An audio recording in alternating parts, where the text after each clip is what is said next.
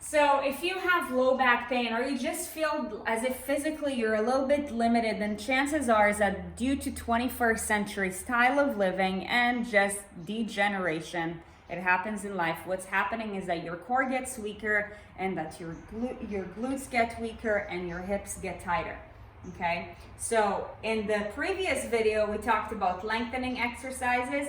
We're gonna complement the previous video with this video where we're gonna be talking about strength exercises that will help to complement both. So the first exercise that we're gonna be doing today is called the glute bridge. Okay, what that does is that it helps you to isolate your glutes while activating them. So you're gonna start by laying down. You want to bring your heels as close to your butt as you can. Okay? You want to keep your core tight. So when I say that, I mean basically pretend as if somebody is about to punch you in the stomach and you're about to brace. Okay? So while you're here, I challenge you to bring your elbows down to the ground so you can use that as a force for extra support. And from here, you're basically just going to shoot your hips as far up as you can to the ceiling while pressing your heels down to the ground and then lower your hips down. Okay, so hips go all the way up, hold 3, 2, 1, and down, and back up, 3, 2, 1, and down. Okay, really focus on engaging those butt muscles, or glute max, as the scientists like to call it. Okay, so you're gonna do 10 reps right here. Okay, the next exercise that you'll want to do is called the dead bug. So the dead bug is a core activating exercise. Okay, so what you'll want to do is you'll want to bring your knees to what we call a 90-degree angle. But what you want to watch out for most here is your low back. So a lot of times if your core is engaged and your glutes are weak, you're going to end up being in this position in your low back. The biggest focus, okay, and put even a towel under your low back if you have to for that extra sensation, for that tactile cue. Keep your low back on the ground. Then after this, we're gonna point our hands all the way up to the ceiling and we're gonna bring our opposite arm and our opposite leg back, making sure that our low back is maintaining contact with the ground, and then we're gonna come in. And then we're gonna do the same thing on the other side. And then we're going to come in. And we're going to alternate back and forth.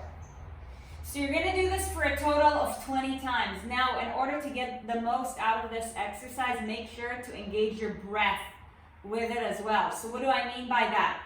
Inhale as you bring your levers all the way back, and exhale as you come in. Inhale, exhale. Do this for 3 sets, 20 reps, 10 and 10. On each side. Now, the next exercise that we're going to be doing for a compound movement that will activate both your core and your legs, your glutes, basically everything, is the squat. So from a primal perspective, the squat is basically sitting down and standing up, okay? But you want to make sure that you do this well. So in order to make sure that we're doing this well, let's start from a sitting position. Okay, so let's talk about our feet, because your feet are going to be maintaining contact with the ground the entire time. So as far as foot stance goes, your feet are going to be at a shoulder width apart.